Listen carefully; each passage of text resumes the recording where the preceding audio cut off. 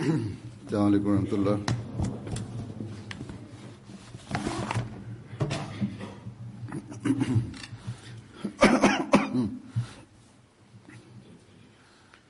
अशहदु अल्ला इलाहा इल्लल्लाह वहदहु ला शरीका लहु व अशहदु अन्ना मुहम्मदन अब्दुहु व रसूलुहु अम्मा बअदु फ़अऊज़ु बिल्लाहि मिनश शैतानिर रजीम। बिस्मिल्लाहिर रहमानिर रहीम। अल्हम्दुलिल्लाहि रब्बिल आलमीन अर्रहमानिर रहीम मालिकि यौमिद्दीन इय्याका नअबुदु व इय्याका नस्तईन इहदिनस सिरातल मुस्तक़ीम सिरातल लज़ीना अनअमता अलैहिम गैरिल मग़्दूबि अलैहिम वलद्दाल्लीन।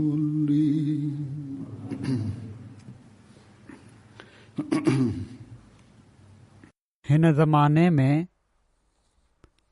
दुनिया में हर पासे फितनो ऐं फ़साद लॻो पियो आहे। किथे दीन जे नाले ते फ़साद लॻो पियो आहे त किथे दुनिया जी ताक़त ऐं बरतरी साबित करण जे लाइ फ़साद लॻो पियो आहे।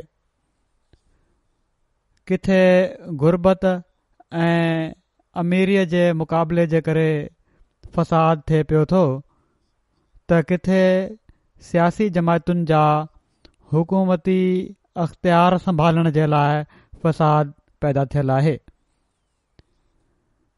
किथे घरनि में नंढियुनि नंढियुनि ॻाल्हियुनि ते झेड़ा ऐं फ़साद आहिनि त किथे हिक ॿिए जा हक़ अदा न करण जे करे झेड़ा तकरार ऐं फितन फ़साद लॻो पियो आहे। किथे नस्ली बरतरी साबित करण जे लाइ फ़साद जूं कोशिशूं कयूं पियूं थियूं वञनि त किथे पंहिंजो हक़ वठण जे लाइ ग़लति तरीक़ो अख़्तियार करे फितने ऐं फ़साद जी कोशिश कई पई थी वञे। मक़सदु त जंहिं पहलू खां बि ॾिसूं दुनिया फितने ऐं फ़साद में वकोड़ियल आहे। न ग़रीब इन खां महफ़ूज़ आहे, न अमीर इन खां महफ़ूज़ आहे, न तरक़ी याफ़्ता मुल्क इन खां महफ़ूज़ आहिनि, न घटि तरक़ी याफ़्ता या तरक़ी पज़ीर मुल्क इन खां महफ़ूज़ आहिनि। ॼण त इंसान जेको पंहिंजो पाण खे हिन ज़माने में वॾो तरक़ी याफ़्ता सम्झी रहियो आहे, हीउ सम्झे थो त ही इल्म ऐं अक़ुल ऐं रोशनी जो ज़मानो आहे। हक़ीक़त में ऊंदाहिनि में ॿुॾल आहे। ख़ुदा ताला खे विसारे दुनिया जी तलाश ऐं उन खे ई पंहिंजो माबूद सम्झी इन खे ई पंहिंजो रब सम्झी तबाहीअ जी खॾ ॾांहुं वधे पियो थो ऐं पर उन जे वेझो पहुची चुको आहे।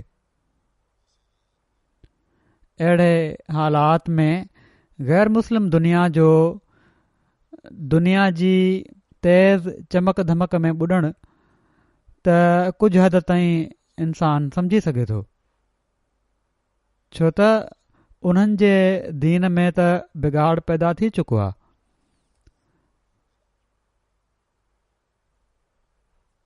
उन्हनि खे अल्लाह ताला ॾांहुं रहनुमाई करण जे लाइ उन्हनि जो दीन जामे ऐं मुकमिल हल पेश नथो करे। पर मुसलमाननि ते हैरत आहे।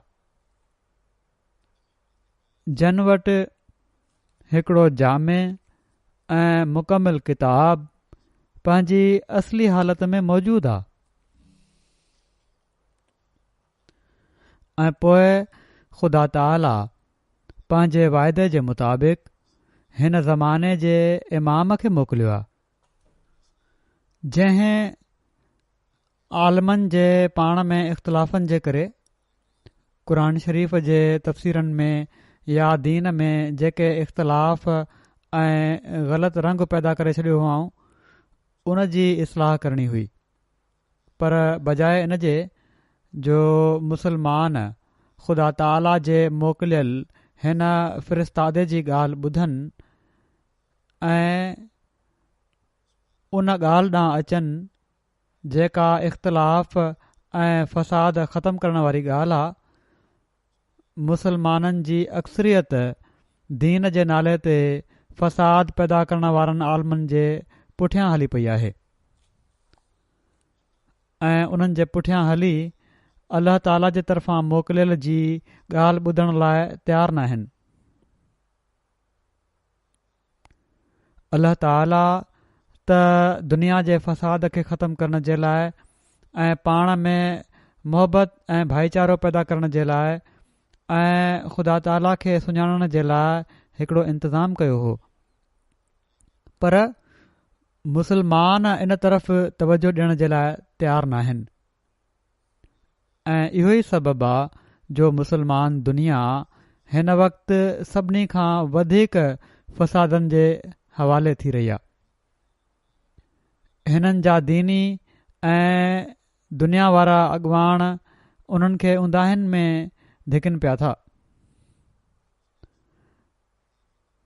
ऐं पाण में हिक ई मुल्क में रहण वारा शहरी हिक ॿिए जे रत जा प्यासा थी रहिया आहिनि ऐं इन ॻाल्हि मां फ़ाइदो वठंदे ॿाहिरीं दुनिया ख़ासि तौर ते ग़ैर मुस्लिम ताक़तूं मुसलमाननि जे टोलनि खे वेढ़ाइण ऐं पंहिंजा मफ़ाद हासिल करण जे लाइ जंगी साज़ो सामान बि ॾेई रहियूं आहिनि ऐं फ़ौजी मदद बि ॾेई रहियूं आहिनि।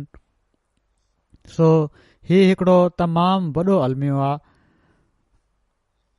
ऐं हीअ हालति जिथे असांखे पंहिंजे लाइ जन हज़रत मसीह मऊद अलैहिस्सलातु वस्सलाम खे मञियो आहे ऐं ॿियनि मुसलमाननि जे लाइ आमतुल मुस्लिमीन जे लाइ जन नाहे मञियो उन्हनि जे लाइ दुआउनि ॾांहुं मुतवजे करण वारी हुअणु घुरिजे।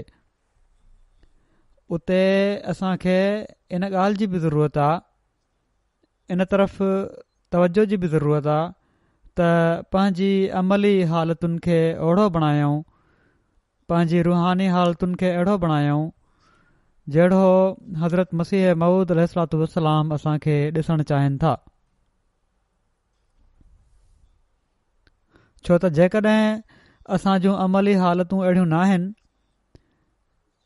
जहिड़ो पाण असांखे ॾिसणु चाहिनि था त बिल्कुलु मुमकिन आहे त असां बि उन ग्रोह में शामिल थी वञूं जेको फितने फ़साद में मुब्तला आहे। हज़रत मसीह मऊद अलैहिस्सलातु वस्सलाम लाॻीतो ऐं बार बार पंहिंजी जमायत जे माण्हुनि खे नसीहत फ़रमाई आहे त तव्हां जूं हालतूं बैत खां पोइ कहिड़ियूं हुअणु घुरिजनि। इन जे लाइ तव्हां कहिड़ा तरीक़ा अख़्तियार करणा आहिनि या करणु घुरिजनि। हज़रत मसीह मऊद अलैहिस्सलातु वस्सलाम जा कुझु इक़्तिबास हिन वक़्त मां पेश कंदुसि जेके इन्हनि ॻाल्हियुनि ॾांहुं तवजो ॾियारीनि था। इन लाइ असांखे उन्हनि खे ग़ौर सां ॿुधणु घुरिजे।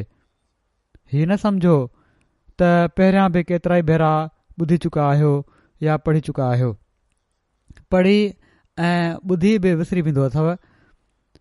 जंहिं तवातुर ऐं जहिड़ी तरह मुख़्तलिफ़ तरीक़े सां हज़रत मसीह मऊद अलैहिस्सलातु वस्सलाम ही ॻाल्हियूं बयानु कयूं आहिनि ऐं सालनि ते पखड़ियल मजलिसुनि में बार बार जमायत खे पंहिंजनि हालतुनि खे बहितर करण जी तलक़ीन कई आहे, ही इन ॻाल्हि जो इज़हार आहे त त पंहिंजी जमायत जो केॾो न खेनि फ़िक्रु हो त किथे हू पंहिंजे मक़सद खे विसारे न वेहनि, किथे बैत खां पोइ वरी उन्हनि में बिगाड़ न पैदा थी वञे, वरी उहे उंदाहीअ ॾांहुं न वधणु शुरू थी वञनि। हिकिड़े हंधि पाण फ़रमाइनि था त असांजी जमायत जे लाइ ज़रूरी आहे त हिन फ़साद सां भरियल ज़माने में जॾहिं त हर पासे ज़लालत, गफ़लत ऐं गुमराही जी हवा घुले पई थी, तक़वा अख़्तियार कनि। दुनिया जो ई हाल आहे त अल्लाह ताला जे हुकमनि जी अज़मत कान्हे, हक़नि ऐं वसियतुनि जी परवाह कान्हे, न ही पतो आहे त असांजा कहिड़ा हक़ आहिनि ऐं कहिड़ी तरह असां अदा करणा आहिनि, न उन्हनि ॻाल्हियुनि जी परवाह आहे जंहिंजी उन्हनि खे तलक़ीन कई वई हुई या जंहिंजी ख़ुदि हू वसियत कनि था या उन्हनि खे वसियत कई वई आहे। दुनिया ऐं उन जे कमनि में हद खां वधीक इन्हमाक आहे। थोरो नुक़सान दुनिया जो थींदे ॾिसी दीन जे हिसे खे तर्क करे था छॾनि ऐं अल्लाह ताला जे हक़नि खे ज़ाया था करे छॾनि। जहिड़ो क ही सभई ॻाल्हियूं केसनि में ऐं माइटनि सां विरहाङे में ॾिठियूं वञनि थियूं। लालच जी नियत सां हिक ॿिए सां पेश ईंदा आहिनि, नफ़सानी जज़्बात जे मुक़ाबले में तमामु कमज़ोर निकिता आहिनि। थोरी ॻाल्हि थी त नफ़सानी जज़्बात ग़ालिब अची विया। उन वक़्त ताईं जो ख़ुदा जेसिताईं उन्हनि खे कमज़ोर करे रखियो आहे, गुनाह जी ज़रूरत न आहिनि कंदा। जेकॾहिं गुनाह नथा पिया कनि त इन लाइ जो कमज़ोर आहिनि, डिॼनि था त किथे पकड़िजी न पऊं ऐं सज़ा न मिले। पर जॾहिं थोरी कमज़ोरी रफ़ा थी ऐं गुनाह जो मौक़ो मिलियो त मिंट उहो करे वेंदा आहिनि। फ़रमाइनि था त अॼु हिन ज़माने में हर हंधि तलाश करे वठो त इहा ई ॻाल्हि मिलंदी त ॼण त सची तक़वा ख़तमु थी वई आहे ऐं सचो ईमान बिल्कुलु कोन्हे। पर छो त ख़ुदा ताला खे मंज़ूर आहे त उन्हनि जी सची तक़वा ऐं ईमान जो ॿिज हरगिज़ ज़ाया न करे। जॾहिं ॾिसंदो आहे त हाणे पोख बिल्कुलु तबाह थियण लॻी आहे त ॿी पोख पैदा करे छॾींदो आहे। हिकिड़ो नसुल ख़राबु थिए पियो थो, हिकिड़ो फ़सुलु ख़राबु थिए पियो थो त ॿियो फ़सुलु पैदा करे छॾींदो आहे। हिते मुराद हीअ आहे त जेकॾहिं हिकिड़ो नसुल तबाह थींदो या कुझु माण्हू तबाह थींदा या हिकिड़ी क़ौम तबाह थींदी त ॿियूं क़ौमूं पैदा करे छॾींदो ऐं पैदा करे छॾींदो आहे। फ़रमाइनि था त उहो ई ताज़ो ताज़ो क़ुर मौजूदु आहे जहिड़ो की ख़ुदा ताला चयो हुयो त इन्ना नहनु नज़्ज़लना ज़िक्र व इन्ना लहू लहाफ़िज़ून, त असां ई इन ज़िक्र खे लाथो आहे, हिन क़ुर खे लाथो आहे ऐं असां ई इन जी हिफ़ाज़त करण वारा आहियूं। फ़रमाइनि था त केतिरो ई हिसो हदीसुनि जो बि मौजूदु आहे, ॿियूं बरकतूं बि आहिनि, पर दिलनि में ईमान ऐं अमली हालत बिल्कुलु न आहे। ख़ुदा ताला मूंखे इन ई लाइ मबूस कयो आहे त ही ॻाल्हियूं वरी पैदा थियनि। ख़ुदा जॾहिं ॾिठो त मैदान ख़ाली आहे त उन जी उलूहियत जी तक़ाज़ा हरगिज़ पसंदि न कयो त ही मैदान ख़ाली रहे। जेकॾहिं बुरायूं पखिड़िजनि पयूं थियूं त अल्लाह ताला जी गैरत जी तक़ाज़ा हुई, अल्लाह ताला जी उलूहियत जी तक़ाज़ा हुई त हिन मैदान खे ॿीहर अहिड़नि माण्हुनि सां भरे या अहिड़ा माण्हू पैदा करे जेके वरी दीन खे दुनिया ते मुक़दम करण वारा हुजनि, दीन जो इजरा करण वारा हुजनि, दीन खे फैलाइण वारा हुजनि, दीन ते अमल करण वारा हुजनि। पाण फ़रमाइनि था हरगिज़ पसंदि न कयईं त हीउ मैदान ख़ाली रहे ऐं माण्हू ईअं ई परे रहनि। इन लाइ हाणे उन्हनि जे मुक़ाबले में ख़ुदा ताला हिकिड़ी नई क़ौम ज़िंदहनि जी पैदा करणु चाहे थो ऐं इन ई लाइ असांजी तबलीग आहे त तक़वा जी ज़िंदगी हासिल थी वञे। सो अहमदी जेकॾहिं सही बैत कई आहे त ज़िंदहनि में शामिलु थियणो पवंदो, रुहानी ज़िंदहनि में शामिलु थियणो पवंदो, न त को फ़ाइदो नाहे। छा हीअ नई क़ौम सिर्फ़ वात सां चई छॾण सां त असीं नई क़ौम बणिजी वेंदासीं? न। ऐं पर इन जे लाइ अमली हालतुनि जी तब्दीली ऐं सची तक़वा पैदा करण जी ज़रूरत आहे। तॾहिं असां उहा नई क़ौम बणिजी सघूं था जेका इस्लाम जी हक़ीक़त खे सम्झण वारी आहे। तॾहिं असीं उहे माण्हू बणिजी सघूं था जेके अल्लाह ताला जी रज़ा खे हासिल करण वारा आहिनि। तॾहिं असां पंहिंजे बैत जे अहद खे पूरो करण वारा थी सघूं था। इस्लाम जी हक़ीक़त छा आहे ऐं उन खे असीं कहिड़ी तरह हासिल करे सघूं था, इन बारे में हज़रत मसीह मऊद अलैहिस्सलातु वस्सलाम फरमाइनि था त इस्लाम अल्लाह ताला जे सभिनी तसरुफ़नि हेठि अची वञण जो नालो आहे ऐं उन जो ख़ुलासो ख़ुदा जी सची इताअत ऐं कामिल इताअत आहे। मुसलमान उहो आहे जेको पंहिंजो समूरो वजूद ख़ुदा ताला जे अॻियां रखे छॾींदो आहे, बिना कंहिं जज़ा जी उमेद जे, बिना कंहिं उमेद जे, बिना कंहिं इनाम जे अल्लाह ताला जी रज़ा खे हासिल करणु चाहींदो आहे। मन असलम वजहहू लिल्लाह वहुवा मोहसिन, माना त मुसलमान उहो आहे जेको पंहिंजे समूरे वजूद खे अल्लाह ताला जी रज़ा हासिल करण जे लाइ वक़्फ़ करे छॾे ऐं हवाले करे छॾे ऐं एतिक़ादी ऐं अमली तौर ते उन जो मतिलब ऐं मक़सदु अल्लाह ताला जी रज़ा ऐं राज़पो हुजे ऐं समूरियूं नेकियूं ऐं नेक अमल जेके उन खां सादिर थियनि उहे ॾुखियाईअ सां ऐं ॾुखी वाट सां न हुजनि, ऐं पर उन्हनि में हिकिड़ी लज़त ऐं मेठाज जी कोशिशि हुजे। जेकॾहिं के नेकियूं करणियूं आहिनि, अल्लाह ताला जे हुकमनि ते अमल करियो पिया था, त इन लाइ न त ॾाढो बोझ पइजी वियो असां ते, ऐं पर हर नेक कमु करण में हिकिड़ो मज़ो अचणु घुरिजे, हिकिड़ी लज़त अचणु घुरिजे, इंसान खे ख़ुशदिली सां करणु घुरिजे। फरमाइनि था जेको हर क़िस्म जी तकलीफ़ खे राहत में तब्दील करे छॾे। सही मुसलमान फरमाइनि था सही मुसलमान अल्लाह ताला सां प्यार कंदो आहे, हीउ चई करे ऐं मञी करे त हू मुंहिंजो महबूब ऐं मौला पैदा करण वारो आहे ऐं मोहसिन आहे, इन लाइ उन जे दर ते मथो थो रखे छॾियां।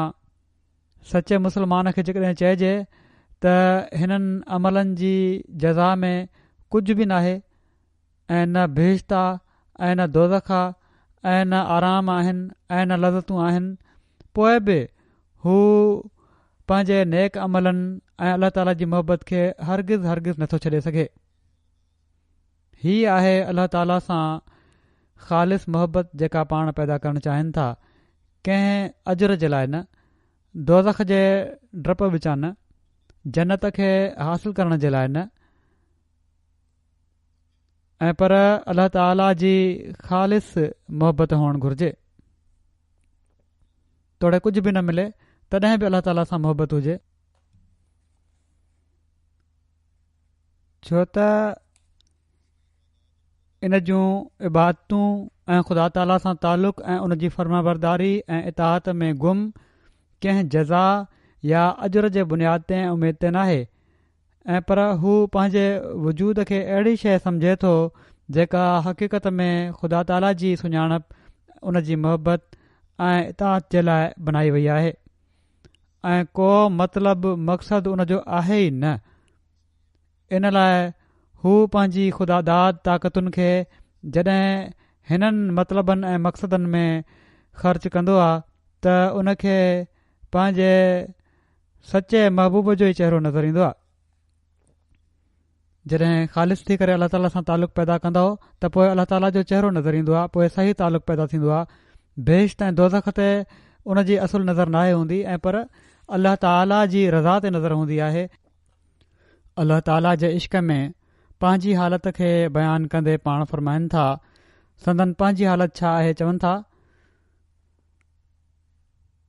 फ़रमाइनि था त मां चवां थो त जेकॾहिं मूंखे इन ॻाल्हि जो यकीन ॼाणायो वञे त ख़ुदा ताला सां मुहबत करणु ऐं उन जी इताअत में सख़्त खां सख़्त सज़ा ॾिनी वेंदी त मां कसम खणी चवां थो त मुंहिंजी फितरत अहिड़े क़िस्म जी आहे जो उहा इन्हनि तकलीफ़ुनि ऐं मुसीबतुनि खे हिकिड़ी लज़त ऐं मुहबत जे जोश ऐं शौक़ सां बर्दाश्त करण जे लाइ तयारु आहे।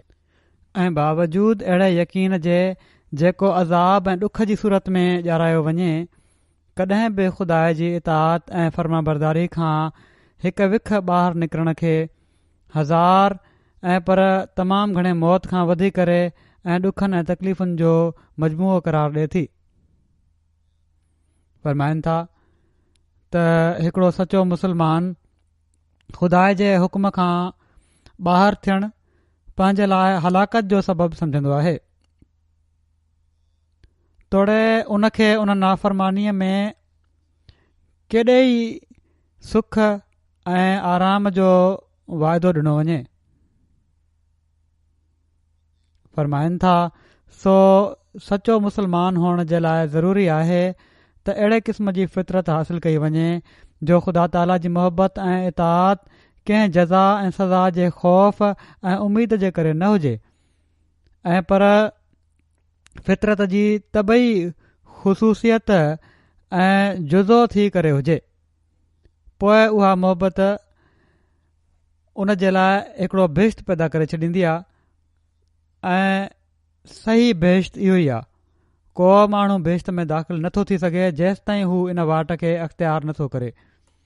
इन लाइ मां तव्हां खे जेके मूं सां तालुक़ु रखो था इन ई वाट खां दाख़िल थियण जी तालीम ॾियां थो, छो त बेश्त जी असली वाट इहा ई आहे।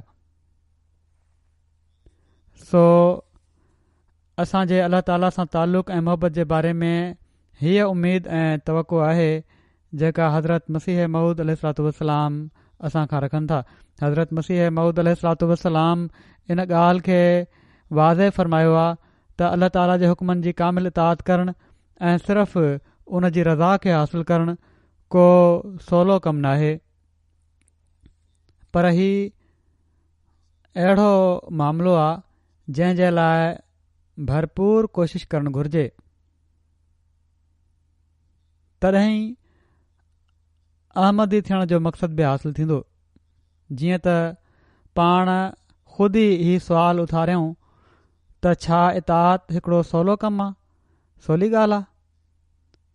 पोइ फ़रमाइनि था त जेको शख़्स मुकमिल तौर ते इताअत नथो करे उहो हिन सिलसिले खे बदनाम थो करे। हुकुम हिकु नाहे हूंदो, ऐं पर हुकुम त केतिरा ई आहिनि। जहिड़ी तरह बेश्त जा केतिरा ई दर आहिनि त को कंहिं मां दाख़िल थींदो आहे ऐं को कंहिं मां दाख़िल थींदो आहे, अहिड़ी तरह दोज़ख जा केतिरा ई दर आहिनि। ईअं न थिए जो तव्हां हिकिड़ो दर त उनजो बंदि कयो ऐं ॿियो खुलियल रखो।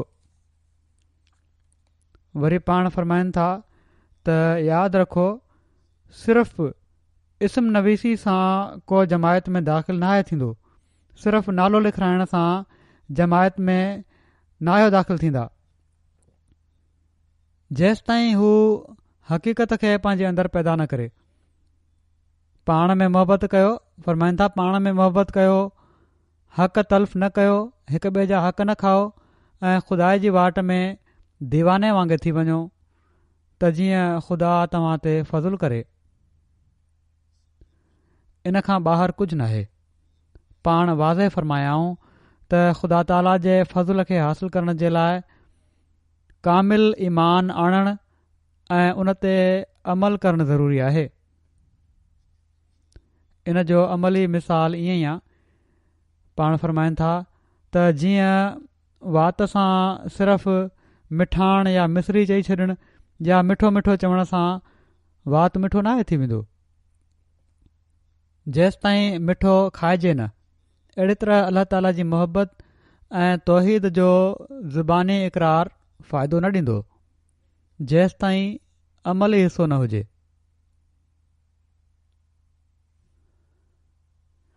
ऐं अमली हिसो ओड़ी महिल साबित थींदो जॾहिं दुनिया खे मुक़दम करण जो बोझ लाहे दीन खे मुक़दम कंदो। पाण फरमायाऊं त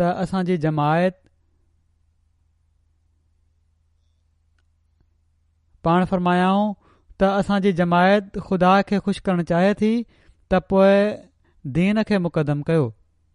जेकॾहिं ख़ुदा खे ख़ुशि करणो आहे त दीन खे मुक़दम कयो।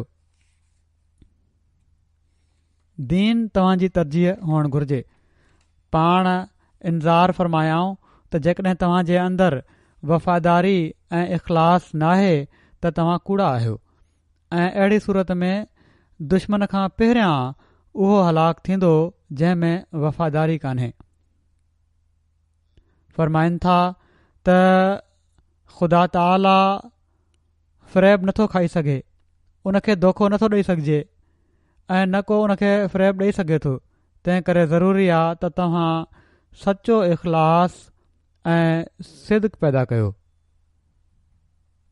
दीन खे दुनिया ते मुक़दम करण जी वधीक वज़ाहत कंदे त कहिड़ी तरह तव्हां हीअ हासिल करे सघो था ऐं असहाबनि कहिड़ी तरह उनखे मुक़दम रखियो ऐं तव्हांखे कहिड़ी तरह इन जी कोशिशि करणु घुर्जे। पाण फरमाइनि था त ॾिसो, ॿिनि क़िस्मनि जा माण्हू हूंदा आहिनि। हिकिड़ा त उहे जेके इस्लाम क़बूल करे दुनिया जे धंधनि ऐं वापारनि में मसरूफ़ थी वेंदा आहिनि। शैतान उन्हनि जे मथे ते सुवार थी वेंदो आहे। फरमाइनि था त मुंहिंजो हीउ मतिलबु नाहे त वापार करणु मना आहे या दुनिया जा कम करणु मना आहिनि। न, असहाब वापार बि कंदा हुआ, पर हू दीन खे दुनिया ते मुक़दम रखंदा हुआ।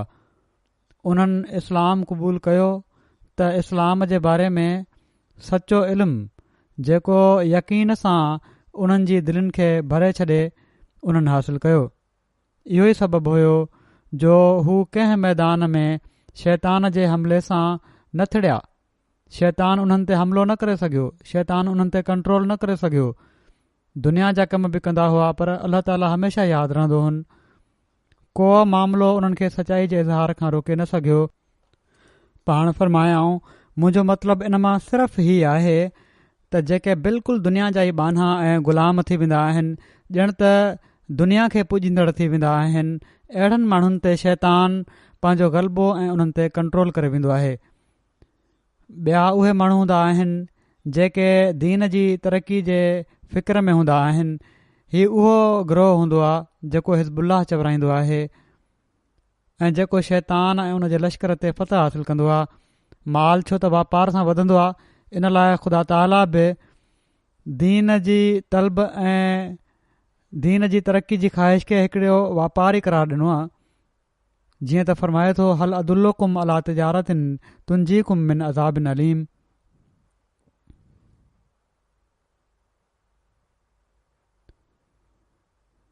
त छा मां तव्हांखे हिकिड़े अहिड़े वापार जे बारे में ॿुधायां जेको तव्हांखे हिकिड़े दर्दनाक अज़ाब खां बचाईंदो। फरमाइनि था, सभिनी खां भलो वापार दीन जो आहे जेको दर्दनाक अज़ाब खां निजात ॾींदो आहे। सो मां बि ख़ुदा ताला जे इन्हनि लफ़्ज़नि में तव्हांखे हीउ चवां थो त हल अदुल्लुकुम अला तिजारतिन तुंजीकुम मिन अज़ाबिन अलीम। फरमाइनि था त मां वधीक उमेदु उन्हनि ते कयां थो जेके दीनी तरक़ी ऐं शौक़ खे घटाइनि नथा।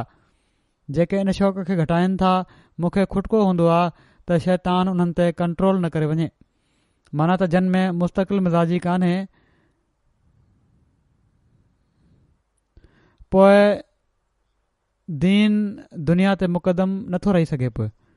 पोइ सुस्तियूं बि शुरू थी वेंदियूं आहिनि ऐं पोइ आहिस्ते आहिस्ते इंसान शैतान जे कब्ज़े में हलियो वेंदो आहे। फरमाइनि था त इन लाइ कॾहिं बि सुस्त न थियणु घुर्जे। हर मामिलो जेको सम्झ में न अचे पुछणु घुर्जे त जीअं मार्फत में वाधारो थिए। पुछणु हराम नाहे। इनकार जी हैसियत सां बि पुछणु घुर्जे। जेकॾहिं कंहिं ॻाल्हि खे को नथो मञे, ग़ैर आहिनि, उन्हनि खे तबलीग कई पई थी वञे, इंसाफ़ जी तक़ाज़ा ही आहे त उहे बि पुछनि। ऐं अमली तरक़ी जे लाइ बि हिकिड़ो मोमिन जेको आहे उनखे अमली तरक़ी जेकॾहिं करणी आहे त इल्मु हासिल करणु घुर्जे ऐं सुवाल पुछणु घुर्जनि। जेको इल्मी तरक़ी चाहे थो उनखे घुर्जे। फ़रमाइनि था त जेको इल्मी तरक़ी चाहे थो उनखे घुर्जे त क़ुर शरीफ़ खे गौर सां पढ़े, जिथे सम्झ में न अचे पुछे। जेकॾहिं कुझु मारिफ़ सम्झी न सघे त ॿियनि खां पुछी फ़ाइदो पुछाए। फ़रमाइनि था त क़ुर शरीफ़ हिकिड़ो दीनी समुंड आहे, जंहिं जे तरे में वॾा वॾा नायाब ऐं क़ीमती गौहर मौजूदु आहिनि।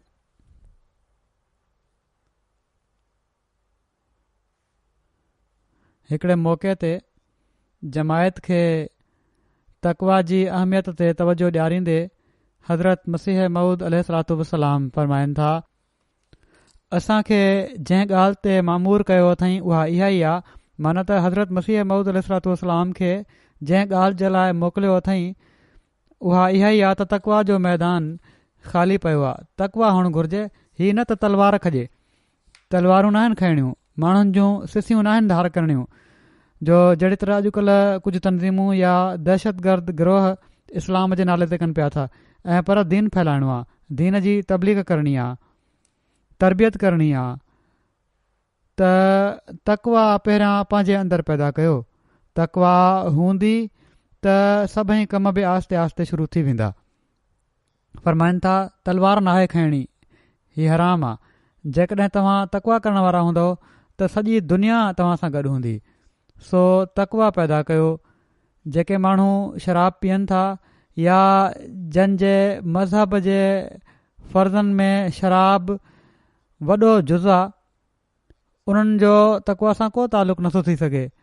उहे माण्हू नेकीअ सां जंग कनि पिया था।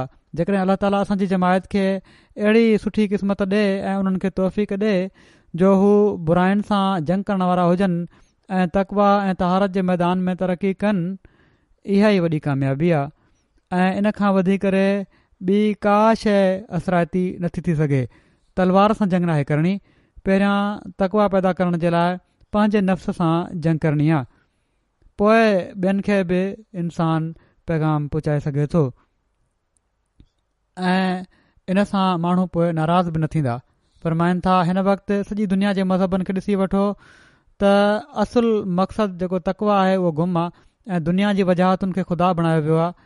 असली ख़ुदा लिकी वियो आहे ऐं सचे ख़ुदा जी हतक कई वञे थी। पर हाणे ख़ुदा चाहे थो त हू पंहिंजो पाण ई मञियो वञे ऐं दुनिया खे उन जी मार्फत थिए। जेके माण्हू दुनिया खे ख़ुदा सम्झनि था उहे मुतवक्किल नथा थी सघनि। सो वरी हर हिक खे पंहिंजा जाइज़ा वठण जी ज़रूरत आहे त छा ख़ुदा ताला जे हक़ खे अदा करण जे लाइ असीं दुनिया जे मक़सदनि खे हासिल करण जी कोशिश त नथा पिया कयूं। दुनिया जे मक़सदनि ॾांहुं वधीक त तवजो नाहे असांजी। जेकॾहिं हक़ ख़ुदा ताला जो अदा करणो आहे त पोइ दीन खे मुक़दम करणो पवंदो ऐं दुनिया जे मक़सदनि खे पंहिंजे पुठियां उछलणो पवंदो, पुठि पोयां उछलणो पवंदो। सो हीअ असां ॾिसणो आहे त असीं दीन खे मुक़दम कयूं पिया था या दुनिया असांजे दीन ते ग़ालिब अचे पई थी। तक़वा में असीं वधी रहिया आहियूं या तक़वा जी कमी थी रही आहे। पंहिंजी रुहानियत वधाइण ऐं ख़ुदा ताला सां तालुक़ु पैदा करण सां गॾु पंहिंजे दीनी इल्म खे वधाइण ॾांहुं मज़ीद तवजो ॾियारींदे हिकिड़े मौक़े ते पाण असांखे नसीहत फ़रमाइनि था त मुर्शिद ऐं मुरीद जा तालुकात उस्ताद ऐं शागिर्द जे मिसाल मां सम्झी वठणु घुरिजनि। जीअं शागिर्द उस्ताद मां फ़ाइदो वठंदो आहे, अहिड़ी तरह मुरीद पंहिंजे मुर्शिद मां। पर शागिर्द जेकॾहिं उस्ताद सां तालुक़ु त रखे पर पंहिंजी तालीम में क़दम अॻिते न वधाए त फ़ाइदो नथो वठी सघे। इहो ई हाल मुरीद जो आहे।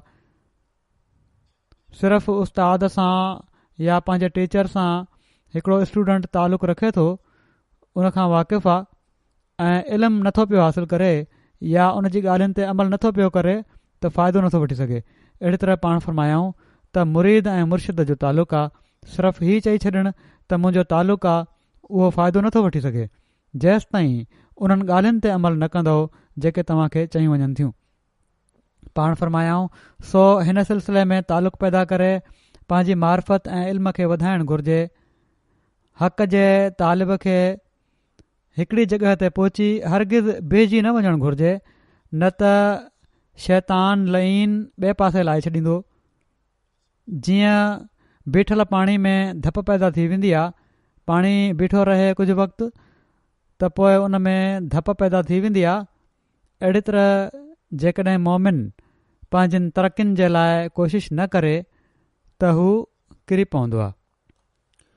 जेकॾहिं सही मोमिन आहियो त तरक़ी ॾांहुं क़दम वधणु घुर्जे। हिकिड़े हंधि बीठा रहियो त पोइ बीह न रहंदो ऐं पर किरी पवंदो, हेठि हलिया वेंदो। फरमाइनि था त सो सआदतमंद जो फ़र्ज़ु आहे त हू दीन जी तलब में लॻो रहे। असांजे नबी करीम सल्लल्लाहु अलैहि वसल्लम खां वधी करे को इंसान कामिल दुनिया में नाहे गुज़रियो, पर खेनि बि रब ज़िदनी इल्मा जी दुआ सां तालीम थी हुई। पोइ ॿियो केरु आहे जेको पंहिंजे मार्फत ऐं इल्म ते कामिल भरोसो करे बीहजी वञे ऐं आईंदा तरक़ी जी ज़रूरत न सम्झे। जीअं जीअं इंसान पंहिंजे इल्म ऐं मार्फत में तरक़ी कंदो, उनखे मालूम थींदो वेंदो त अञा केतिरियूं ई ॻाल्हियूं हल तलब बाक़ी आहिनि। किन ॻाल्हियुनि खे हू शुरूआती नज़र में उन ॿार वांगुरु जेको अक़लीदस जी शिकिलुनि खे सखणो फज़ूल सम्झंदो आहे, बिल्कुलु बेहूदा सम्झंदा हुआ, पर आख़िर उहे ई मामला सदाकत जी सूरत में उनखे नज़र आया। इन लाइ केॾो न ज़रूरी आहे त पंहिंजी हैसियत खे मटण सां गॾु इल्म खे वधाइण जे लाइ हर ॻाल्हि जी तकमील कई वञे। तव्हां केतिरनि ई बेहूदा ॻाल्हियुनि खे छॾे हिन सिलसिले खे क़बूल कयो आहे। फरमाइनि था, केतिरनि ई बेहूदा ॻाल्हियुनि खे छॾे हिन सिलसिले खे क़बूल कयो आहे। जेकॾहिं तव्हां इन बाबति पूरो इल्मु ऐं बसीरत हासिल न कंदव त इन मां तव्हां खे कहिड़ो फ़ाइदो थियो। हीउ को फ़ाइदो न आहे त असां बैत करे वरिती आहे, अहमदी थी विया आहियूं, या असीं पैदाइशी अहमदी आहियूं। जेसि ताईं ख़ुदि इल्मु हासिल न कंदव, पंहिंजे इल्म खे न वधाईंदव, दीनी इल्म खे न वधाईंदव, न पैदाइशी अहमदी हुअणु को फ़ाइदो ॾींदो, न ख़ुदि बैत करणु को फ़ाइदो ॾींदो।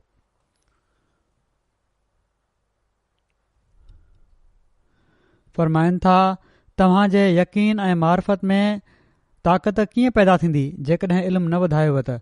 थोरी थोरी ॻाल्हि ते शक शुबा पैदा थींदा ऐं आख़िर में पेरनि जे थिड़ी वञण जो ख़तरो आहे।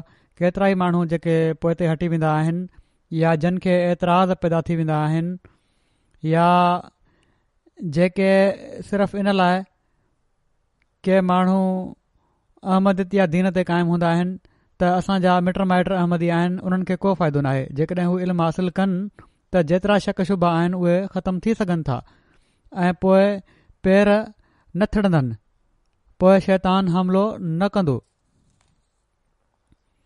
सो जहिड़ो क पहिरियां क़ुर शरीफ़ ते गौर ऐं फ़िक्र जी हज़रत मसीह मऊद अलैहिस्सलाम तलक़ीन फ़रमाई हुई, अहिड़ी तरह संदन किताबनि खे बि पढ़णु ऐं दीनी इल्मु वधाइण ॾांहुं असांखे तवजो करणु घुर्जे ऐं अहिड़ी तरह ख़िलाफ़त सां तालुक़ु ॻंढण जे लाइ बि कोशिशि करणु घुर्जे। अल्लाह ताला इन जे लाइ जेका MTA जी नेमत ॾिनी आहे, उन जे ज़रिए राब्तो क़ाइमु करणु घुर्जे ऐं ख़लीफ़े वक़्त जा जेके सभई प्रोग्राम आहिनि उन्हनि मां फ़ाइदो वठणु घुर्जे। जेके माण्हू इन तालुक़ खे हिकिड़ी ख़ासि तवजो सां क़ाइमु रखियूं वेठा आहिनि, केतिरा ई माण्हू आहिनि MTA ॿुधंदा आहिनि ऐं MTA सां तालुक़ अथनि, उन्हनि जा मूड़े ख़त ईंदा आहिनि त उन्हनि जे ईमान ऐं यकीन में इन तालुक़ जे करे तरक़ी थी आहे। सो हीउ हिकिड़ो तमामु वॾो ज़रियो आहे जंहिं मां हर अहमदी खे फ़ाइदो वठणु घुर्जे।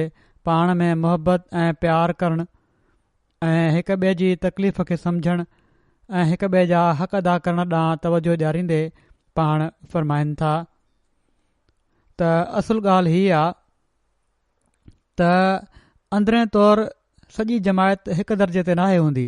हीउ नथो थी सघे त सभई बराबरि हुजनि। छा सॼी कणिक ॿिज पोखण सां साॻी तरह निकिरी ईंदी आहे? ॿिज विझंदा आहियूं असीं कणिक जो ज़मीन में त सभई ॿिज त न आहिनि निकिरंदा। केतिरा ई कणा अहिड़ा हूंदा आहिनि जो उहे ज़ाया थी वेंदा आहिनि। के अहिड़ा हूंदा आहिनि जो उन्हनि खे झिरकियूं खाई वेंदियूं आहिनि। के कंहिं ॿी तरह सां क़ाबिले समर न आहिनि रहंदा, उन्हनि खे मेवो नाहे लॻंदो। मक़सदु उन्हनि मां जेके भला हूंदा आहिनि, जेके सुठा हूंदा आहिनि, फुटण जूं सलाहियतूं उन्हनि में हूंदियूं आहिनि, उन्हनि खे को ज़ाया नाहे करे सघंदो। ख़ुदा ताला जे लाइ जेका जमायत तयारु थींदी आहे उहा बि पाण फ़रमाइनि था त का ज़र हूंदी आहे, पोख वांगुरु हूंदी आहे। इन लाइ इन उसूल ते उन जी तरक़ी ज़रूरी आहे। को घटि आहे, कमज़ोर आहे, को दीन जे इल्म में वधीक आहे, को कंहिं लिहाज़ खां बहितर आहे, कंहिं में का नेकी आहे, ऐं पंहिंजिन सलाहियतुनि जे मुताबिक़ उहे उसरंदा आहिनि। त जेके कमज़ोर आहिनि उन्हनि खे बि साण वठी हलणु, जेके बहितर आहिनि उन्हनि जो कमु आहे। फ़रमाइनि था त सो ही दस्तूर हुअणु घुरिजे त कमज़ोर भाइरनि जी मदद कई वञे ऐं उन्हनि खे ताक़त ॾिनी वञे। हीअ केॾी न नामुनासिब ॻाल्हि आहे त ॿ भाइर आहिनि, हिकिड़े खे तरणु अचे थो, ॿिए खे नथो अचे, त छा पहिरें जो हीउ फ़र्ज़ु न हुअणु घुरिजे त हू ॿिए खे ॿुॾण खां बचाए या उन खे ॿुॾणु ॾे? उनजो फ़र्ज़ु आहे त उन खे गर्क थियण खां बचाए। इन ई लाइ क़ुर शरीफ़ में आयो आहे त आवनू अलल बिर व तक़वा, त नेकी ऐं तक़वा में हिक ॿिए सां ताउन कयो। फ़रमाइनि था त कमज़ोर भाइरनि जो बार खणो, अमली, ईमानी ऐं माली कमज़ोरियुनि में बि शरीक थी वञो। अमली कमज़ोरियूं आहिनि उन्हनि में बि शरीक थी वञो। कहिड़ी तरह थी वञो? त उन्हनि जूं अमली कमज़ोरियूं अख़्तियार करे वठो, न उन्हनि खे ख़तमु करण जी कोशिशि कयो। ईमान में उन्हनि जे कमज़ोरियूं आहिनि त जेकॾहिं तव्हांजो ईमान मज़बूत आहे त उन्हनि जे ईमान खे बचाइण जी कोशिशि कयो। माली कमज़ोरियूं आहिनि, उन्हनि जी माली मदद जेकॾहिं करे सघो था त उहा कयो, न त निज़ाम जमात खे ॿुधायो, जंहिं हद ताईं निज़ाम जमात करे सघे थो मदद करे। फ़रमाइनि था त बदनी कमज़ोरियुनि जो बि इलाजु कयो। सिहत जी हालत आहे, बीमारियूं आहिनि ज़ाहिरी, उन्हनि जो बि इलाजु कयो। फ़रमाइनि था का जमायत ओड़ी महिल ताईं जमायत नथी थी सघे जेसि ताईं कमज़ोरनि खे ताक़त वारा सहारो नथा ॾियनि, ऐं इन जी इहा ई सूरत आहे त उन्हनि जी पर्दापोशी कई वञे। हिक ॿिए जा ऐब ॿुधाइण जे बदिरां पर्दापोशी कई वञे। असाबनि खे इहा ई तालीम थी त नवनि मुसलमाननि जूं कमज़ोरियूं ॾिसी चिड़ो न, छो त तव्हां में बि अहिड़ा ई कमज़ोर हुआ। अहिड़ी तरह ई ज़रूरी आहे त वॾो नंढे जी ख़िदमत करे ऐं मुहबत ऐं नरमीअ सां वर्ताव करे। ॾिसो, उहा जमायत नथी थी सघे जेका हिक ॿिए खे खाए। जॾहिं चार रलिजी वेहनि त पंहिंजे हिकिड़े ग़रीब भाउ जी गिला कनि, हिक ॿिए खे खाई त कोन थो सघे। हिते खाइण मां इहो ई मुराद आहे। अलाह ताला फरमायो आहे त तव्हां चुगलियूं कयो था, बदज़नियूं कयो था, त अहिड़ी तरह जीअं पंहिंजे मोल भाउ जो गोश्त था खाओ। सो बुरायूं न ॾिसो, हर हिक जूं चङायूं ॾिसो। फरमाइनि था त उहा जमायत नथी थी सघे जेका हिक ॿिए खे खाए, ऐं जॾहिं चार रलिजी वेहनि त पंहिंजे हिकिड़े ग़रीब भाउ जी गिला कनि, उन जूं बुरायूं बयानु करणु शुरू करे ॾियनि ऐं ऐब कढंदा रहनि, ऐं कमज़ोरनि ऐं ग़रीबनि जी हिकारत कनि ऐं उन्हनि खे हिकारत ऐं नफ़रत जी नज़र सां ॾिसनि। ईअं हरगिज़ न घुरिजे, ऐं पर अजमा में घुरिजे त ताक़त अची वञे ऐं वहदत पैदा थी वञे, जंहिंसां मुहबत ईंदी आहे ऐं बरकतूं पैदा थींदियूं आहिनि। मां ॾिसां थो त थोरी थोरी ॻाल्हि ते इख़्तिलाफ़ पैदा थी वेंदो आहे, जंहिंजो नतीजो ई हूंदो आहे जो मुख़ालिफ़ माण्हू जेके असांजी नंढी नंढी ॻाल्हि ते नज़र रखंदा आहिनि, मामूली ॻाल्हियुनि खे अख़बारुनि में तमामु वॾियूं ठाहे करे पेश करे छॾींदा आहिनि। पाण फ़रमाइनि था ऐं ख़ल्क़ खे इन जे करे पोइ गुमराह बि कंदा आहिनि। माण्हुनि खे ॿुधाईंदा आहिनि त ॾिसो इन्हनि में ई बुरायूं आहिनि, ऐं आम माण्हू तहक़ीक़त कंदा न आहिनि त गुमराह थी वेंदा आहिनि। फ़रमाइनि था पर जेकॾहिं अंदरूनी कमज़ोरियूं न हुजनि त छो कंहिंखे ज़रूरत थिए त अहिड़े क़िस्म जा मज़मून छापे ऐं अहिड़ियुनि ख़बरुनि जी इशाअत सां माण्हुनि खे धोखो ॾे। छो नथो कयो वञे त अख़लाक़ी क़ुवतुनि खे वसी कयो वञे, ऐं हीअ तॾहिं थींदो आहे जो जॾहिं हमदर्दी, मुहबत ऐं अफ़ ऐं करम खे आम कयो वञे। ऐं सभिनी आदतुनि ते रहम हमदर्दी ऐं पर्दापोशी खे मुक़दम कयो वञे त हिकिड़े जो ॾोह ॾिसी उन जी पर्दापोशी करणु घुर्जे, उन जा ऐब ॿुधाइण न घुर्जनि, उन जी कमज़ोरियुनि खे ॿाहिरि न कढियो वञे। या अजीब रवाज पैदा थी विया आहिनि अॼुकल्ह। हाणे माण्हू ज़ाल मुड़ुस बि हिक ॿिए जूं कमज़ोरियूं ज़ाहिर करणु लॻी पिया आहिनि ऐं इन जे लाइ रिकॉर्डिंग करणु शुरू करे ॾींदा आहिनि। थोरी थोरी ॻाल्हि ते अहिड़ियूं सख़्तु फ़रमाइनि था, थोरी थोरी ॻाल्हि ते अहिड़ियूं सख़्तु पकड़ूं न हुअणु घुरिजनि जेके दिलि शिकनी ऐं तकलीफ़ जो मूजिबि हूंदियूं आहिनि। पोइ भाईचारे ऐं हमदर्दी जी नसीहत फ़रमाईंदे पाण वधीक फ़रमाइनि था त असांजी जमायत साई न थींदी जेसि ताईं हू पाण में सची हमदर्दी न कनि। जेकॾहिं वधणो विझणो आहे त पोइ पाण में सची हमदर्दी हुअणु घुरिजे। जंहिंखे पूरी ताक़त ॾिनी वई आहे हू कमज़ोर सां मुहबत करे, जंहिंखे बि ताक़त ॾिनी वई आहे हू कमज़ोर सां मुहबत करे। मां जेको हीउ ॿुधंदो आहियां, फ़रमाइनि था त मां जेको हीउ ॿुधंदो आहियां त को कंहिंजी ग़लती ॾिसंदो आहे त हू उन सां अख़लाक सां पेश नाहे ईंदो ऐं पर नफ़रत ऐं बुछा सां पेश ईंदो आहे। हालांकि घुर्जे त ही त उन जे लाइ दुआ घुरे, मुहबत करे ऐं उन खे नरमी ऐं अख़लाक सां सम्झाए, पर बजाए इन जे कीने में वधी वेंदो आहे। जेकॾहिं अफ़व न कयो वञे, हमदर्दी न कई वञे, अहिड़े तरीक़े सां बिगड़जंदे बिगड़जंदे अंजाम ख़राब थी वेंदो आहे। फ़रमाइनि था त ख़ुदा ताला खे ही हरकतूं मंज़ूर न आहिनि। जमायत तॾहिं बणजंदी आहे त को कंहिंजी हमदर्दी करे, पर्दापोशी कई वञे। जॾहिं हीअ हालत पैदा थिए तॾहिं हिकु वजूद थी हिक ॿिए जा उज़व थी वेंदा आहिनि ऐं पंहिंजो पाण खे सॻे भाउ खां वधी करे सम्झंदा आहिनि। हिकिड़े माण्हू जो पुटु हुजे ऐं उन खां का ग़लती थी वञे त उन जी पर्दापोशी कई वेंदी आहे, उन खे अलॻि सम्झायो वेंदो आहे। कॾहिं बि नाहे चाहींदो त उन जी ॻाल्हि खे मशहूरु करे। पंहिंजे पुट जी को ख़राबी ॾिसंदो आहे त उन खे सम्झाईंदो आहे, दुनिया में उन जूं ख़राबियूं फैलाईंदो नाहे वठंदो। वेझे तालुक वारो हुजे उन जी बुराइनि खे लिकायो वेंदो आहे, उन्हनि खे फैलायो नाहे वेंदो। फ़रमाइनि था त पोइ जॾहिं ख़ुदा ताला भाउ बणाए थो त छा भाउरनि जा हक़ इहे ई आहिनि? हिते भाउ मां मुराद हर वेझो रिश्तो आहे। दुनिया जा भाइर भाउ पीउ जो तरीक़ो न आहिनि छॾींदा। फ़रमाइनि था, मिसाल ॾिनो अथनि पंहिंजनि मिटनि माइटनि जो त मां मिर्ज़ा निज़ामुद्दीन वग़ैरह खे ॾिसंदो आहियां। हज़रत मसीह मौद अलैहिस्सलाम जा माइट हुआ मिर्ज़ा निज़ामुद्दीन वग़ैरह, जेके हुज़ूर जा मुख़ालिफ़ बि हुआ ऐं दीन खां बि हटियल हुआ। त उन्हनि जी अबाहत जी ज़िंदगी आहे, पर जॾहिं को मामिलो थिए त टई गॾिजी वेंदा आहिनि, फ़क़ीरी बि अलॻि रहिजी वेंदी आहे। फ़रमाइनि था त कॾहिं कॾहिं इंसान जानवर बांदर या कुते खां बि सिखी वठंदो आहे। हीउ तरीक़ो नामुबारक आहे त अंदर में फोट हुजे। ख़ुदा ताला असाबनि खे बि इहो ई नेमत ऐं अख़ुवत जो तरीक़ो यादि ॾियारायो आहे। जेकॾहिं उहे सोन जा जबल बि ख़र्च कनि हा त उहा अख़ुवत उन्हनि खे न मिले हा जेका रसूलुल्लाह सल्लल्लाहु अलैहि वसल्लम जे ज़रिए उन्हनि खे मिली। अहिड़ी तरीक़े सां ख़ुदा ताला हीउ सिलसिलो क़ाइमु कयो आहे ऐं अहिड़े क़िस्म जी भाउ पीउ हू हिते क़ाइमु कंदो। फ़रमाइनि था, ख़ुदा ताला ते मूंखे ॾाढियूं वॾियूं उमेदूं आहिनि। उन वाइदो कयो आहे त जाइलुल लज़ीन तबऊक फ़ौक़ल लज़ीन कफ़रू इला यौमिल क़यामा, माना त उन्हनि माण्हुनि खे जन तुंहिंजी पैरवी कई आहे, उन्हनि माण्हुनि ते जन इनकार कयो आहे, क़यामत जे ॾींहं ताईं बाला रखंदुसि। फ़ौक़ियत ॾियण वारो आहियां, बाला रखण वारो आहियां ऐं फ़ौक़ियत ॾियण वारो आहियां। फ़रमाइनि था त मां यकीनन ॼाणा थो त हू हिकिड़ी जमायत क़ाइमु कंदो जेका क़यामत ताईं मुनकरनि ते ग़ालिब रहंदी। पर हीअ ॾींहं जेके इब्तिला जा ॾींहं आहिनि ऐं कमज़ोरी जा ॾींहं आहिनि, उन ज़माने में कमज़ोरी जा ॾींहं हुआ।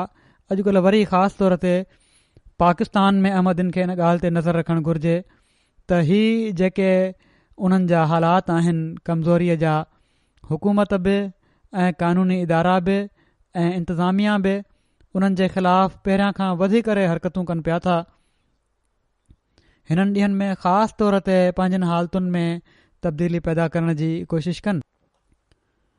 फ़रमाइनि था त कमज़ोरी जा ॾींहं आहिनि, हर हिकु शख़्स खे मौक़ो ॾियनि था त हू पंहिंजी इस्लाह करे ऐं पंहिंजी हालति में तब्दीली आणे। ॾिसो, हिकु ॿिए जो शिकवो करणु, दिलि ॾुखाइणु ऐं खोहरो ॻाल्हाए ॿिए जी दिलि खे सदमो रसाइणु ऐं कमज़ोरनि ऐं आजिज़नि खे हक़ीर समुझणु वॾो गुनाह आहे। हाणे तव्हां में हिकिड़ी नई बिरादरी ऐं नई अख़ुवत क़ाइमु थी आहे। गुज़िरियल सिलसिला मुनक़ते थी विया आहिनि। ख़ुदा ताला हीअ नई क़ौम ठाही आहे जंहिं में अमीर ग़रीब ॿार जवान पोढ़ा हर क़िस्म जा माण्हू शामिल आहिनि। सो ग़रीबनि जो फ़र्ज़ु आहे त हू पंहिंजे मुअज़्ज़िज़ भाइरनि जो क़दुरु कनि ऐं इज़त कनि ऐं अमीरनि जो फ़र्ज़ु आहे त हू ग़रीबनि जी मदद कनि, उन्हनि खे फ़क़ीर ऐं ज़लील न सम्झनि, छो त उहे बि भाइर आहिनि। तोड़े पीउ जुदा जुदा हुजनि पर आख़िर तव्हां सभिनी जो रुहानी पीउ हिकु ई आहे ऐं हू हिकु ई वण जूं टारियूं आहिनि। पाण असांजी इस्लाह जे लाइ पंहिंजो किताब कश्ती नूह पढ़ण जी तलक़ीन फ़रमायाऊं ऐं उनखे बार बार पढ़ण जो इरशाद फ़रमायाऊं। जीअं त पाण फ़रमाइनि था त मां केतिरा ई भेरा पंहिंजी जमात खे चयो आहे त तव्हां मुंहिंजी इन बैत ते ई भरोसो न कजो। इन जी हक़ीक़त ताईं जेसि ताईं न पुॼंदो तेसि ताईं निजात कान्हे। कशर ते सब्र करण वारो मग़ज़ खां महरूम थी वेंदो आहे। सिर्फ़ ॿाहिरें शल खे ॾिसणु काफ़ी नाहे। जेसि ताईं उन जे अंदरि जेका शइ आहे उन खे हासिल करण जी कोशिशि न कयो। फ़रमाइनि था त जेकॾहिं मुरीद ख़ुदि आमिल नाहे त पीर जी बुज़ुर्गी उन खे को फ़ाइदो न ॾींदी।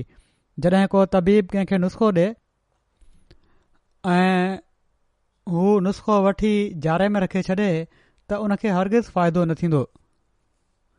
अहिड़ी तरह आहे जहिड़ी तरह डॉक्टर खां नुस्ख़ो वठी उन खे इस्तेमालु न कयो ऐं चओ त मां चाक न थियुसि, इहो ई हाल रुहानी मरीज़नि जो आहे। जेकॾहिं ॻाल्हियूं ॿुधी पोइ अमल न कंदो त को फ़ाइदो न थींदो। फ़रमाइनि था हरगिज़ फ़ाइदो न थींदो, छो त फ़ाइदो त उन लिखियल ते अमल जो नतीजो हुयो जंहिंखां हू ख़ुदि महरूम आहे। फ़रमाइनि था त कश्तीअ नूह जो बार बार मुतालियो कयो ऐं उन जे मुताबिक़ पंहिंजो पाण खे बनायो। क़द अफ़लाह मन ज़क्काहा, यकीनन हू फलाह माणे वियो, कामयाब थी वियो जंहिं पंहिंजे नफ़्स खे पाक कयो। फ़रमाइनि था त हूअं त हज़ारे चोर, ज़ानी, बुछड़ा कमु कंदड़, शराबी, बदमाश पाण सॻुरनि सल्लल्लाहु अलैहि वसल्लम जी उमत हुअण जी दावा कनि था, पर छा हू दर हक़ीक़त अहिड़ा आहिनि? हरगिज़ न। उमती उहो ई आहे जेको संदन तालीमात ते पूरी तरह हले पियो थो। पोइ इन कश्तीअ नूह खे जमायतुनि में पढ़ी ॿुधाइण ऐं पढ़ण ॾांहुं तवजो ॾियाराइण, उन जो इल्तिज़ाम करण ॾांहुं तवजो ॾियारींदे पाण फ़रमाइनि था त कश्तीअ नूह में मूं पंहिंजी तालीम लिखी छॾी आहे ऐं उन खां हर हिकु शख़्स खे आगाह हुअणु ज़रूरी आहे। घुर्जे त हर हिकु शहर जी जमायत जलसा करे सभिनी खे ई ॿुधाए छॾे। हिकिड़े मुस्तैद ऐं फ़ारिग शख़्स खे मोकिलियो वञे जेको पढ़ी ॿुधाए छॾे ऐं जेकॾहिं ईअं ई विरहाइण लॻो त तोड़े 50,000 हुजनि काफ़ी नथो थी सघे। इन तरकीब सां इन जी इशाअत बि थी वेंदी ऐं वहदत जेका असीं चाहियूं था जमायत में पैदा थी वेंदी। सो इन जे लाइ इन खे जिथे पढ़ण ऐं ॿुधाइण जो जमायतुनि में इंतज़ाम हुअणु घुरिजे ऐं अहिड़ी तरह MTA में बि पढ़ण जो इंतज़ाम हुअणु घुरिजे। हर हिक खे उन खे पंहिंजी ज़िंदगी जो हिसो बि बनाइणु घुरिजे।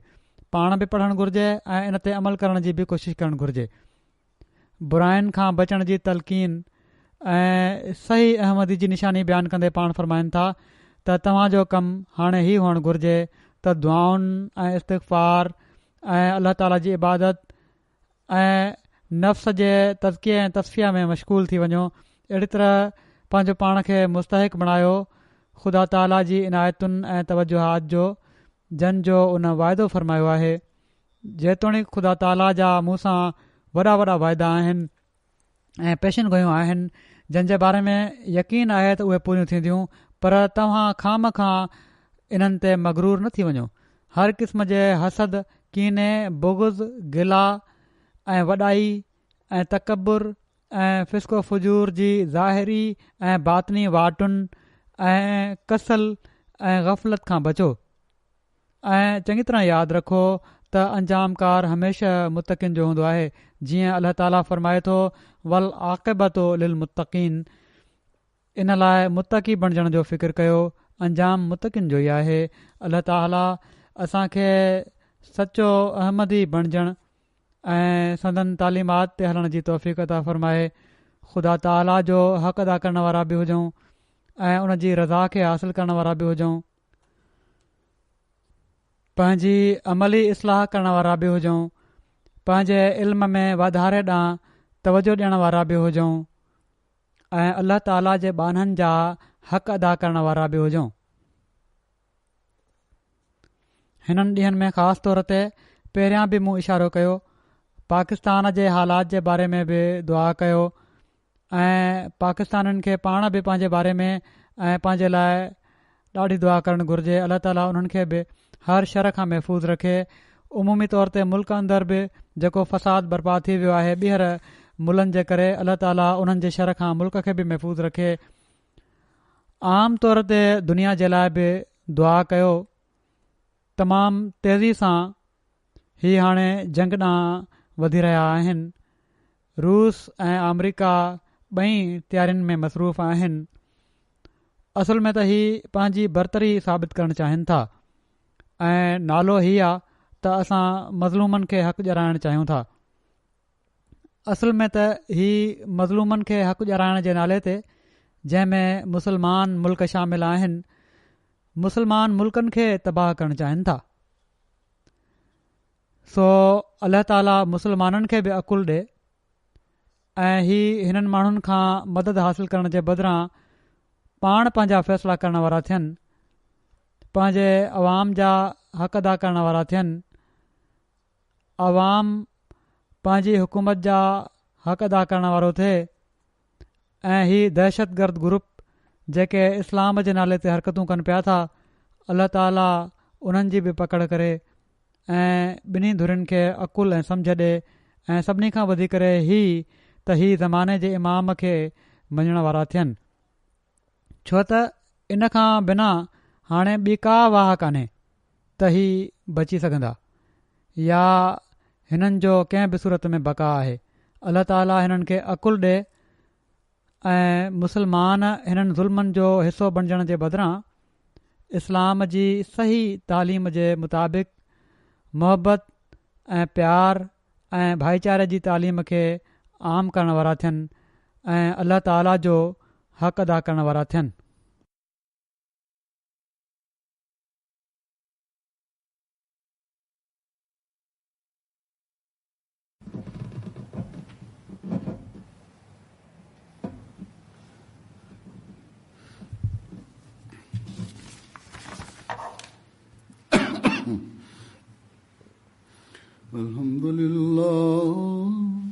अल्हम्दुलिल्लाह नहमदुहु व नस्तईनुहु व नस्तगफिरुहु व नुमिनु बिही व नतवक्कलु अलैहि व नऊज़ु बिल्लाहि मिन शुरूरि अनफुसिना व मिन सय्यिआति अअमालिना।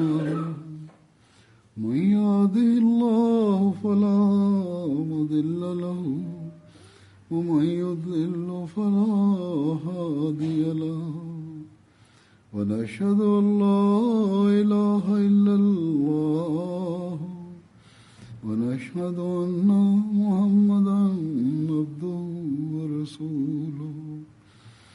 इबादल्लाहि रहमकुमुल्लाह इन्नल्लाहा यअमुरु बिल-अद्लि वल-इहसानि व ईताइ ज़िल क़ुर्बा व यन्हा अनिल फ़हशाइ वल मुनकरि वल बग़ि यइज़ुकुम लअल्लकुम तज़क्करून।